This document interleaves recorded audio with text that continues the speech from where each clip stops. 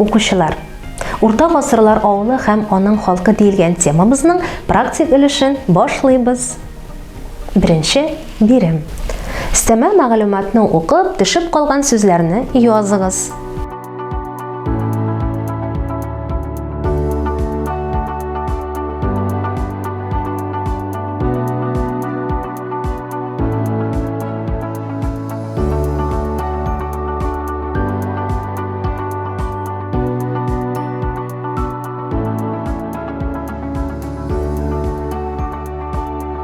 Дөрес җавап. Крестьяннарның көндәлек гадәти ризыгы пешкән орлык яисә ботка, кәбестә, борчак, шалкан, суган һәм башка яшелчәләр. Кәҗә сөтеннән ясалган сыр, ашарга яраклы үләннәр булган сирәк кенә ит һәм балык ашаганнар. Бәрәңге, кукуруз, помидорны Европа ул вакытта белми әле.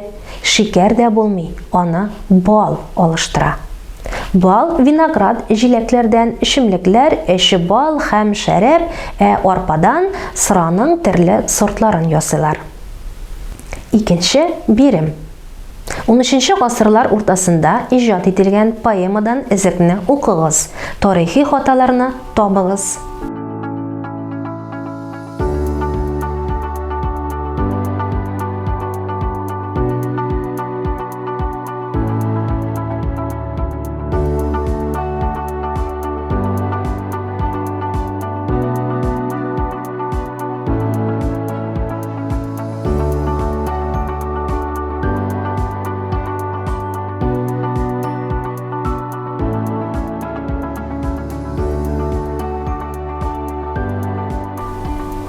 Дөрес җавап.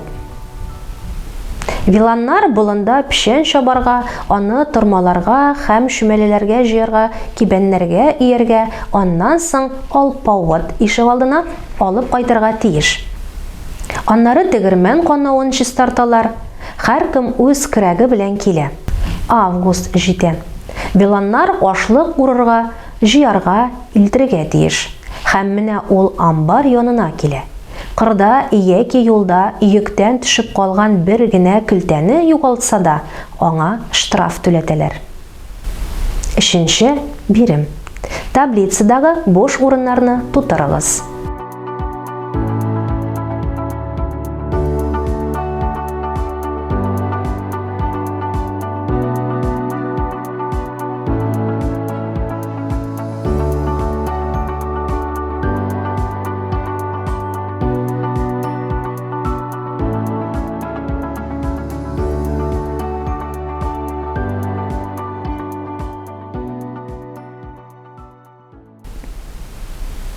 Дөрес җавап. Вотчина, феодал биләмәсе. Барщина, крестьянның алпавыт хуҗалыгында түләүсез башкарган эше. Оброк, крестьянның үз хуҗалыгында җитештергән әйберләрнең бер өлешен хуҗасына бирүе. Дүртенче бирем. Урта гасырларда крестьян йөкләмәләре дигән схема төзегез.